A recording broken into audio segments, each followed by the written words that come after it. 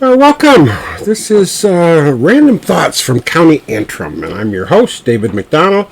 This is Sunday, the 4th day of October, 2020. And this is my half hour-ish of telling some stories, some yarns, some historical tidbits, sharing my random thoughts. And today I'm actually going to tell you a few fables. It's been a big week in the news. Started last Saturday with the big announcement and reception in the White House Rose Garden, introducing the new nominee to the United States Supreme Court. We had the presidential debates on Tuesday, followed by another MAGA, whatever you pronounce that word, rally in Minnesota, and the Trump meeting with his big donors in his golf course in New Jersey. And guess what? The president and an ever-growing list of people who were at the Rose Garden or at any of these other events, otherwise in close contact with the president this week, are infected with the virus. Surprise, surprise. Now, when I watched the bits last week, when I watched the bits about the Rose Garden affair, my immediate thought was, what are these people thinking? It's exactly like the events we had before the pandemic. People were sitting next to each other. They were shaking hands. They were hugging. They were whispering in each other's ears. The only thing that was missing was a buffet table. And I'm not even sure if that was missing. Maybe it was just off camera. But I wouldn't be surprised if they were eating off of a buffet table. And I haven't seen an event like that since the virus hit our shores. I haven't been to one, and I've rarely got out of the house since the pandemic hit. When I have, it's been to meet friends, family, and usually outdoors and short duration. Everyone closely respecting each other's space. I did go to a soccer game yesterday. My granddaughter had a soccer game yesterday. And all of the spectators were carefully spaced around the field. All of the players were running around up and down the field, everyone wearing a mask. And indeed, life can go on as long as we're smart about it. But I asked myself, are those people at the Rose Garden, are they living in a different world than I am? In the city of Cleveland, who was gracious enough to host the debates, and the well-respected Cleveland Clinic set forth the ground rules for people in the audience and participating at the auditorium. And one of them was everyone, other than the two candidates and the moderator, were required to wear a mask in the auditorium at all times while in the auditorium. And of course, the cameras showed the entire Trump family in the first row, and none of them wore a mask. And I asked, do the rules just don't apply to them, or do they believe the rules just don't apply to them? Now, I won't go any more on about this because so much has been written about it, and so much more is going to be written. I guarantee that. Reporters are going through timelines of who knew what where, who did what when, where did they go, who they're in contact with at the Rose Garden and all the other events. And more details will come out over the next couple of weeks. They're already being called super spreader events. And I just have this feeling in my gut that things are going to be much worse than we already know. So in prep for this podcast, I tried to come up with a story. Some kind of single story that would encapsulate all these different things going on in this eventful week, and might become an historic week, who knows. And I realized as I kind of went through the events and coming up with stories that kind of encapsulated those events, that the people involved in this story this week, in the months preceding this week, have violated some of the simple rules that we learned as children. These are the rules that we teach our children and that we teach our grandchildren. If you take a gander at any children's book, or if you watch any well-made children's television show, you'll see some of these themes played out. Sharing, respecting others, respecting differences. How do you deal with anger? How do you deal with other emotions? They're all lessons that we try to teach children. Now, some of the best stories that deal with these life lessons, excuse me, I don't have the virus, but I have something because it makes me cough and sneeze periodically. But some of the best stories used to teach these lessons are the fables. Now, fables, just to summarize them a little bit, they usually involve talking animals, usually short. There's typically some sort of conflict, and then a resolution. And sometimes the resolutions work out, sometimes they don't. And you can always end the fable by asking the question, what is the moral of the story? And there always was a moral to the stories. Some of these best fables, some of the best fables ever, I think, are the Uncle Remus stories. The Uncle Remus tales. Now, these Uncle Remus stories have kind of fallen in disfavor recently. They are, as you may know, just a collection of African American folk tales, most of which were originated in slavery. They were collected and published few decades after the Civil War by an Atlanta journalist, Joel Chandler Harris. And they're criticized today because they were written in the Deep South slave dialect. And Harris wrote them in that dialect because he wanted to be true to the stories, and he wanted them to be authentic. So he wrote the words in a way that if you sounded them out, it wasn't Oxford English, if you sounded them out the way they were spelled on the page, they would come out about the way that the slaves were telling the stories to each other. The problem is, of course, is that if you repeat those stories today, those tales today, while retaining the slave dialect, you perpetuate the stereotypes that have been used. I mean, you can draw a direct line between the Uncle Remus tales to the minstrel shows and to Amos and Andy and beyond. So they're not told too often now. But the problem, though, is that if we forget Uncle Remus, we forget some of the profound wisdom that was incorporated in each of those tales.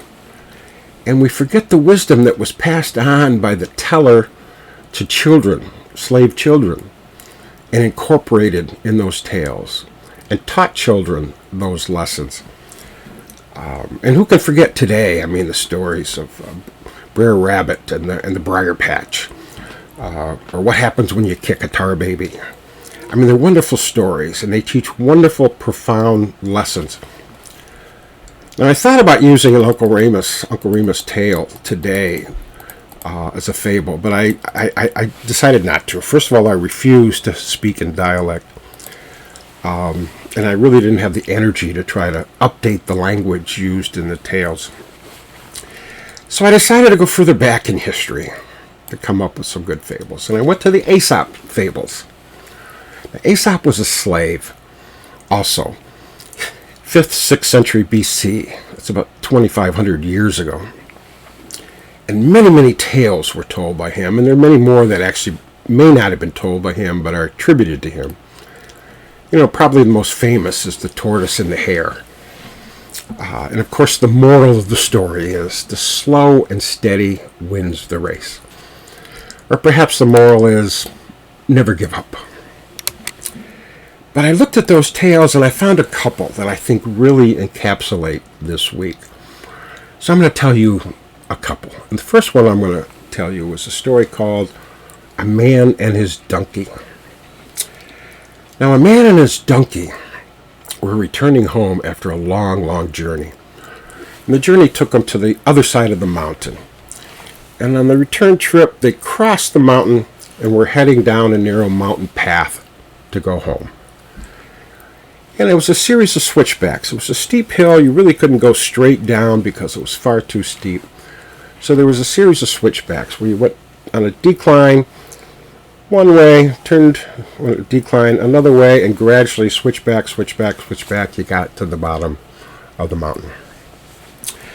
Because the mountain was just far too steep to go straight down. The man went first, leading his donkey by the reins, coming down the path. Now, generally, the donkey was looking straight ahead down the path, and sometimes looking down, taking one step at a time. Very tired, as was the man, because it had been a long journey. But at one point, going down one of these switchbacks, the donkey stopped because he looked to his side down the mountain, and he could see his home. It was at the bottom of the mountain. And the donkey got very excited because he was almost home. And then he turned. He stopped from going straight ahead on the path, and he stopped, turned sideways, pointing straight down the mountain.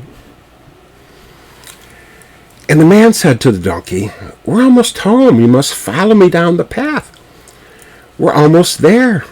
And he pulled on the donkey's reins. But the donkey replied, "Why are we going down this narrow path, back and forth, back and forth? It's going to take us hours to get home. I can see our home down at the bottom of the mountain. If we just go straight down, we'll be home in minutes." And the man said, No, we just can't go that way. It's just too far. It's too steep. It's too dangerous. It's best that we continue down the path. We will be safe if we go that route, and we will be home soon enough. But the donkey resisted, and he said, "I'm going home the fast way." And he started down the mountain. The man tried to stop him, but the donkey was too strong. He finally let go of the reins. And the donkey went down, straight down the mountain. And after a couple of steps, he lost his balance and began to fall. And he turned, flipped, end over end, all the way down to the bottom of the mountain. In the process, the poor donkey broke every bone in his body. He got to the bottom first, but the fall killed him. And that's the story of the man and the donkey. And the moral of the story is, what do you think? What's the moral of the story? The moral of the story is the jackass would have been better off listening to someone who was wiser than himself. That's an Aesop's fable. There's another one I can tell you. I think it fits fit for a president. It fits for anybody who works in the White House. It fits for anybody who is invited to an event such as that at the Rose Garden. A big honor to be in such company and to be at such an event and work at such a place. And it must have been quite rewarding to have that kind of invitation and to be in that kind of position in life. But here's the story. The story is called The Wolf and the Shadow. Now, there is a wolf that, by all accounts, was a ferocious animal and a fierce predator, and it was feared by all sorts of prey. But the wolf was not the fiercest, nor the most feared of all the predators. That was the lion. The lion was the king of beasts. No creature was as feared as the king of beasts, the lion. Well, one morning when the sun was low in the sky, the wolf was in the plains, and he looked to his side, and he saw his shadow. And his shadow was huge. And the wolf looked at the shadow, and he said, "I had no idea that I was so big." And he thought, why should I be afraid of a lion? Why am I not the king of beasts? because he could see how large he was. And so with no regard for danger, the wolf strutted around the plains. And sure enough, he ran into a lion. But he had no fear. For it was he thought, not the lion, who was the king of beasts. And so the lion and the wolf fought. And as you might expect, the lion won. And the lion devoured the wolf for a delicious meal. And the moral of the story? Don't let your fancies make you forget realities. The wolf was not, as he fancied, as big as a lion. And for the fancies in Washington, perhaps the lesson is a little different, because a virus actually is a pretty wee creature. The lesson is, the moral is, and the fallacy is, that their fancy was that they are stronger than the virus. Now, there's a lot of information coming out of Washington nowadays, especially this week, about the president's condition, but an awful lot of information about the virus generally in the past several months. But I, for one, don't believe any of it. Which leads me to, excuse me, another Aesop's fable, one which I know you're familiar with. It's called The Boy Who Cried Wolf. It's a story you know, so I'll tell it very, very briefly. But there was a shepherd boy who was being bored, ran into the village and shouted, "A wolf is attacking my sheep." And of course the villagers ran out to rescue the sheep, and of course they did not find a wolf. Days later, and with nothing better to do, the boy did the same thing. He ran into the village and yelled, "A wolf is attacking my sheep." And the villagers again came to his rescue, and again discovered no wolf at all. Days later, a wolf did indeed attack this boy's sheep. So the boy ran into the village and shouted, "A wolf is attacking my sheep." Now, having been twice fooled, the villagers did not believe him, and no one came to the rescue. And the wolf had a fine meal from this herd of sheep.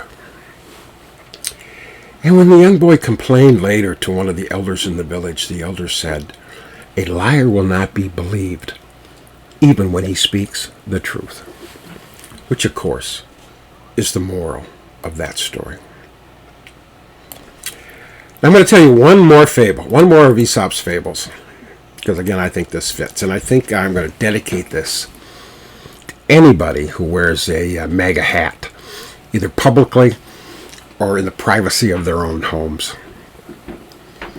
Now, there was a farmer. This story is called The Farmer and the Stork. Now, there was a farmer who was plagued by a flock of cranes. They continuously came onto his field and they ate his seed. Now, the farmer tried all kinds of things to try to stop the cranes from coming, but nothing that he tried worked. So one day he placed nets all over his field in order to catch the cranes in the nets. Now, a stork happened to be by the cranes sometime earlier. And the cranes, being very amiable bunch of birds, invited the stork to join them. The cranes spoke of this nearby field where there was plenty of seed, and you could go there and you could eat until your belly was full. And they invited the stork to join them for their daily feast of these seeds. So the stork decided, yes, he would join them. So the flock of cranes, together with this one stork, flew to the field. And as soon as they did, they got entangled in the farmer's nets. And when the farmer arrived, he announced to the cranes that he would kill them all as punishment for eating his seeds. Now the stork heard this, and he begged the farmer. He said, "I'm a stork, which you know, storks are birds of good character. And I admit I joined the cranes willingly, but I did not know they intended to steal your seeds." Now the farmer replied, he says, "You may indeed be a very good bird, a very good character. But I caught you with the thieving cranes, and you shall receive the same punishment." Now, what is the moral of the story? You are judged by the company you keep. So those are a couple of Aesop fables, which I think kind of encapsulate this week. But I'm going to end with one more rhetorical question posed in a modern day, much more modern day story. And perhaps it's fable, or at least it's fable-esque. And I'm speaking of Star Wars. In the very first Star Wars movie, there is a scene, and I don't even remember the context of the scene, but there is a scene with Obi-Wan Kenobi and Han Solo and Luke Skywalker. And the three of them are alone in this room. Obi-Wan Kenobi says to the other two, "Who is more foolish, the fool or the fool who follows him?" A lot of wisdom in Star Wars, and a lot of wisdom in the fables. So that's the end of my podcast today.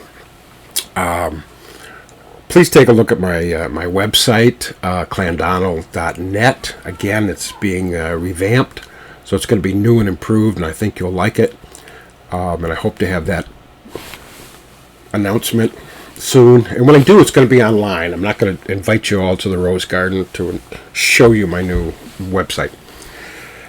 Send me an email if you like at clandonnell@gmail.com. Take a look at my Facebook page, which is Clandonnell. And I'll be thinking about something else to talk to you about next week, because I'm doing this every Sunday at the same time, 6 o'clock every Sunday till the pandemic is over, if it's ever over, because I'm not going to go to the Rose Garden and tell stories in front of a live audience, at least until this pandemic is over. So goodbye for now. Shalom.